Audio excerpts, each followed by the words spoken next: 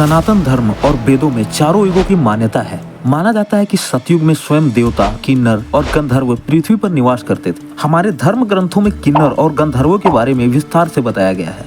सतयुग के बाद आया त्रेता युग। इस युग में भगवान श्री राम ने जन्म लिया और वह स्वयं श्री हरि विष्णु का अवतार थे। फिर द्वापर युग की शुरुआत हुई और इस युग में भगवान विष्णु ने श्री कृष्ण के रूप में जन्म लिया।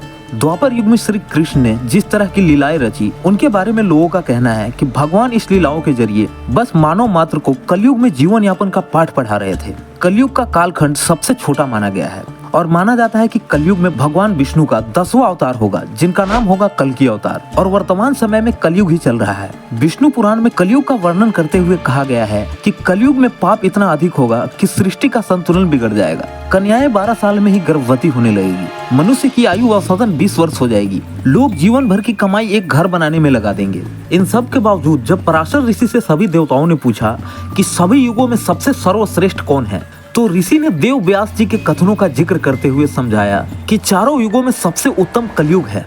चलिए जानते हैं कि व्यास जी ने विष्णु पुराण में कलयुग को ही सबसे अच्छा युग क्यों कहा है। वेद व्यास जी से जुड़ी एक पौराणिक कथा के अनुसार वेद व्यास जी ने सभी युगों में कलयुग को सर्वश्रेष्ठ युग कहा है। लेकिन यह चौंकाने वाली बात है, क्योंकि कलयुग में तो सबसे अधिक पाप और अत्याचार होगा, ऐसा वेदों और धार्मिक ग्रंथों में कहा गया है। इसके बावजूद कलयुग सबसे श्रेष्ठ कैसे हुआ? तो देखिए, विष्णु पुराण में वर्णित एक घटना के अनुसार मुनिजनों और ऋषियों के साथ चर्चा करते हुए वेद व्यास जी कहते हैं, हे मुनिजन, सभी युगों में कलयुग ही सबसे सर्वश्रेष्ठ युग है, क्योंकि 10 वर्ष में जितना व्रत और तप करके कोई मनुष्य सतयुग में पुण्य प्राप्त करता है, त्रेता युग में वही पुण्य 1 साल के तप द्वारा प्राप्त किया जा सकता है। ठीक इसी प्रकार उतना ही पुण्य द्वापर युग में 1 महीने के तप से प्राप्त किया जा सकता है। लेकिन कलयुग में इतना ही बड़ा पुण्य मात्र 1 दिन के तप से प्राप्त किया जा सकता है। इस तरह व्रत और तप के फल की प्राप्ति के लिए कलयुग ही सबसे उत्तम समय है। विष्णु पुराण की इसी कहानी के अनुसार कलयुग ही सबसे सर्वश्रेष्ठ युग माना जाता है। दोस्तों, वीडियो पसंद आया तो वीडियो को लाइक जरूर कीजिएगा, और अगर अभी तक आपने मेरे चैनल को सब्सक्राइब नहीं किया है तो प्लीज चैनल को सब्सक्राइब करके नोटिफिकेशन बेल आइकन को दबा लीजिएगा। धन्यवाद।